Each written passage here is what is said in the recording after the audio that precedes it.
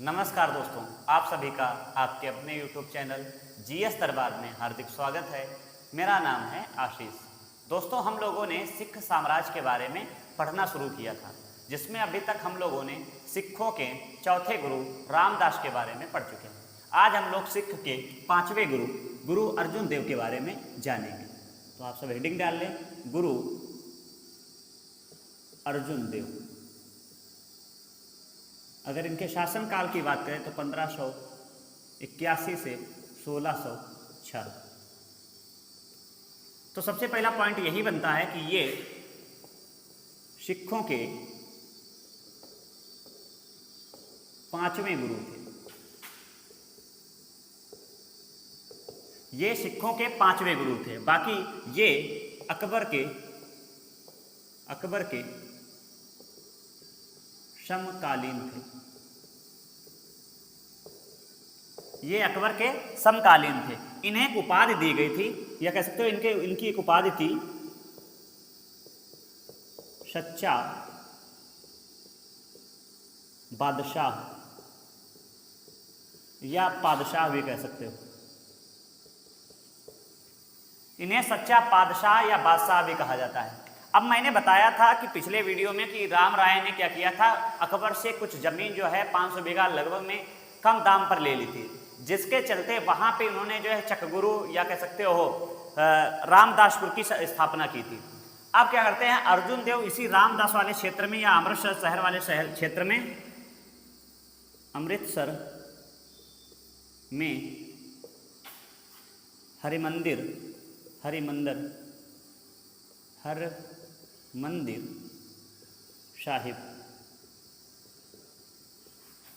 साहिब, या इसको कह सकते हो स्वर्ण मंदिर की स्थापना की। इन्होंने क्या किया, हरिमंदिर साहिब या कह सकते हो स्वर्ण मंदिर की स्थापना की। कहाँ की? अमृतसर। और पूछा जा सकता है अमृतसर शहर की स्थापना किसने की थी, तो इनके पिता कौन थे? रामदास ने। अब क्या कभी कभी पूछ लिया जाता है कि हरिमंदिर साहिब या स्वर्ण मंदिर का जो नींव रखी थी वो किसने रखी थी, तो उनका नाम था मियाँ मीर ने उसकी नींव रखी थी। बाकी इसमें एक पॉइंट और आपको याद रखना है कि इन्होंने क्या किया था, मशंद प्रथा शुरू की थी गुरु अर्जुन देव ने। इसमें गुरु अर्जुन देव का कहना था कि जितने भी सिख लोग हैं वो अपने उपज का 1/10 भाग दान करेंगे। बाकी इन्हें मशंद बोला जाता है और मेउरा नाम से भी जाना जाता है।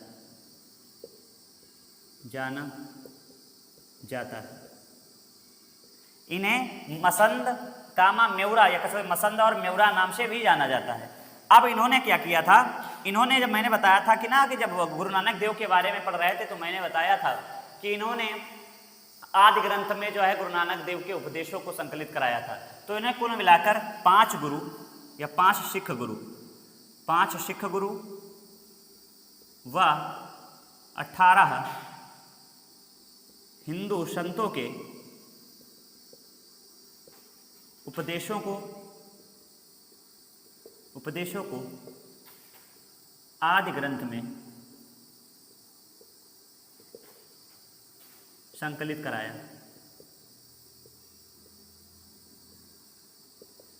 इन्होंने 5 सिख गुरु व 18 हिंदू संतों के उपदेशों को आदि ग्रंथ में संकलित कराया। और बाकी इन्होंने कुछ शहरों की स्थापना की थी, जैसे गोविंदपुर,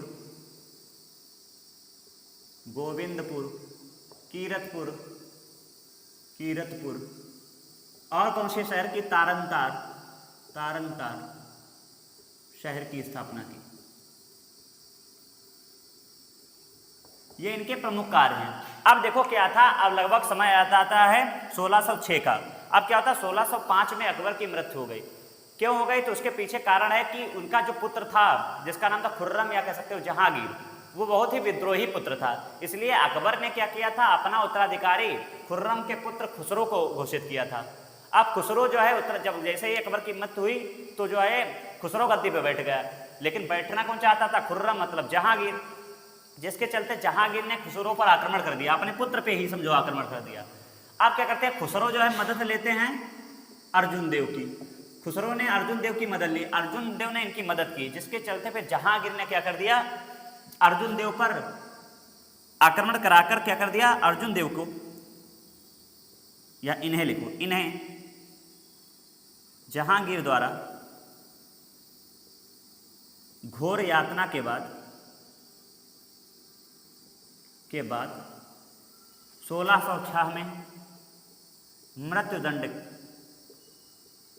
की सजा दे दी गई। मृत्युदंड की सजा क्यों दी, क्योंकि उन्होंने उनके पुत्र जहांगीर के पुत्र खुसरो की सहायता की थी, इसलिए इन्हें मृत्युदंड की सजा दे दी गई। तो ये पॉइंट है गुरु अर्जुन देव की। इसमें ये सिखों के 5वें गुरु थे, ये अकबर के समकालीन थे, इनकी उपाधि सच्चा बादशाह और पातशाह। अमृतसर में इन्होंने हरिमंदिर साहिब या स्वर्ण मंदिर की स्थापना करी और जिसका उद्घाटन मियाँ मीर ने किया। इन्होंने मसंद प्रथा शुरू की थी, जिसका 1/10 भाग जितने भी सिख थे वो दान करते थे। इन्हें जो है मसंद या मेउरा के नाम से भी जाना जाता है। इन्होंने क्या किया था, 5 सिख गुरु और 18 हिंदू संतों के उपदेशों को आदि ग्रंथ में संकलित कराया था। और इन्होंने क्या किया था, इन्होंने जहांगीर का जो पुत्र था खुसरो, उसकी सहायता की थी, जिसके चलते जहांगीर ने इन्हें मृत्युदंड की सजा दे दी थी 1606 में। और बाकी इन्होंने एक और काम किया था, गोविंदपुर, कीरतपुर और तारपुर शहर की स्थापना की थी। तो ये तो बात हुई है गुरु अर्जुन देव की। अब हम अगले गुरु हरगोविंद के बारे में जानेंगे। तो आप सब हेडिंग डाल लेंगे, गुरु हरगोविंद।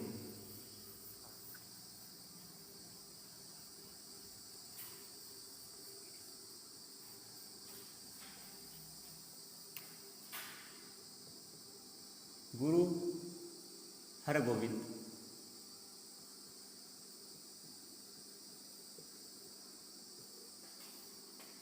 तो हम कह सकते हैं 1606 से 1644।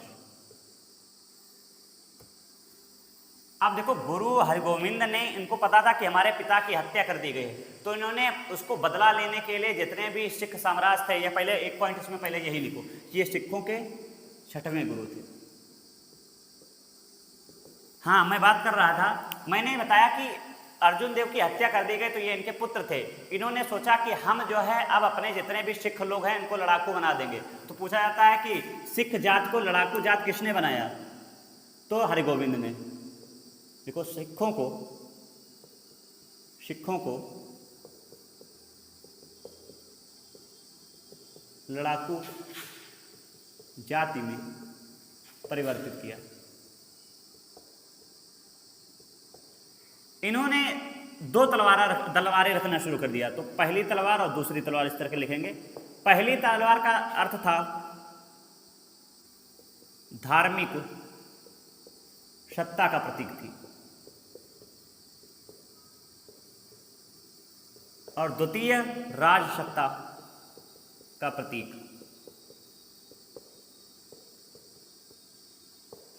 पहली जो तलवार थी उसका कार्य था कि वो धार्मिक सत्ता का प्रतीक थी, और दूसरा जो है राज सत्ता का प्रतीक थी। बाकी आप इसमें ये याद रख सकते हैं, इन्होंने नगाड़ा बजाने की प्रथा शुरू की थी। तो आप एक पॉइंट इन पे ये भी याद रख सकते हैं, इन्होंने नगाड़ा बजाने की प्रथा शुरू की। इन्होंने नगाड़ा बजाने की प्रथा शुरू की। और बाकी लौहगढ़ में 12 फीट ऊंचा अकाल तख्त वंगा की स्थापना की।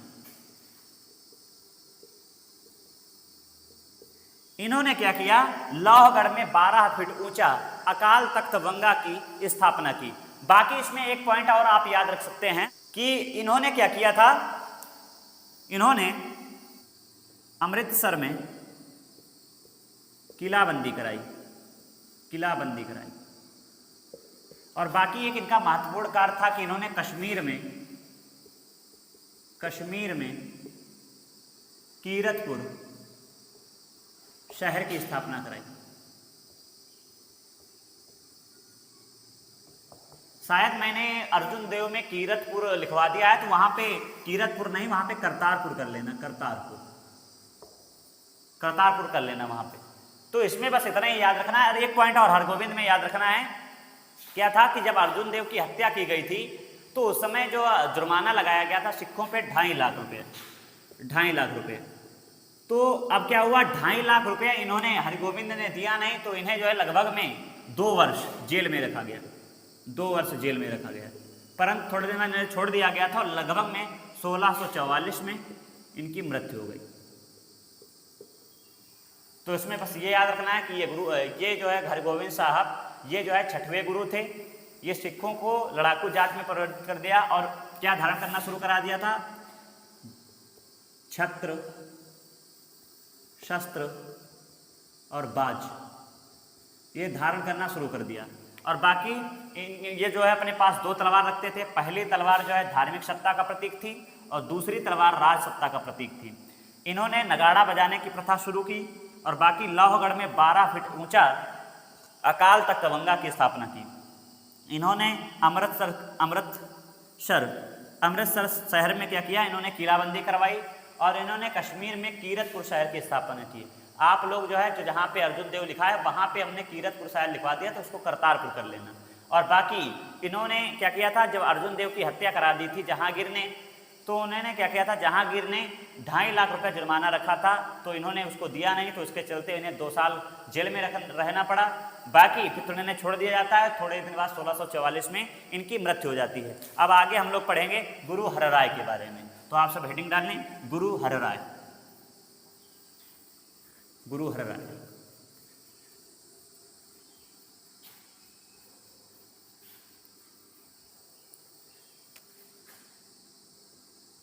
गुरु हर राय 1644 ईस्वी से 1661 ईस्वी तक ये सिखों के 7वें गुरु थे। अब क्या होता है कि ये सिखों के 7वें गुरु थे। उस समय क्या होता है, अब देखो कौन सा सन शुरू हो गया है, 1744-61 पहुंच गया है। उधर क्या होता है, लगभग में शाहजहां की मृत्यु हो जाती है, तो उस समय फिर जो है उत्तराधिकार के लिए संघर्ष शुरू हो जाता है। तो औरंगजेब का भाई था दारा शिकोह, दारा शिकोह। तो दारा शिकोह ने क्या किया था, दारा शिकोह लिखेंगे, शिकोह। दारा शिकोह ने गुरु हरराय की मदद ली, ने गुरु हरराय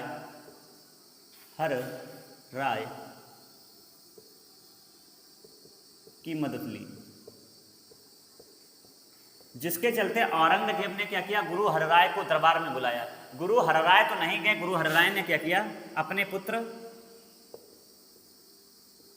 राम राय को भेजा कि जाओ और अर्जुन देव उनसे औरंग से मिलकर आओ।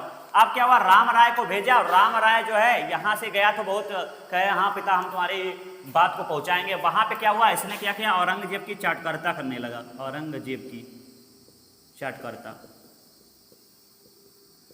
इससे बहुत ज़्यादा नाराज हुए हरराय। उन्होंने अपना उत्तराधिकारी हरकिशन को घोषित किया। देखो हरकिशन कौन थे, तो ये भी जो है इनका पुत्र था, लेकिन ये छोटा पुत्र था और राम राय ये जो है इनका बड़ा पुत्र था। तो उन्होंने बड़े पुत्र को अपना उत्तराधिकारी नहीं घोषित किया, बल्कि हरकिशन को अपना उत्तराधिकारी घोषित किया। तो आप सब हेडिंग डाल लीजिए, हरकिशन 1661 से 1674।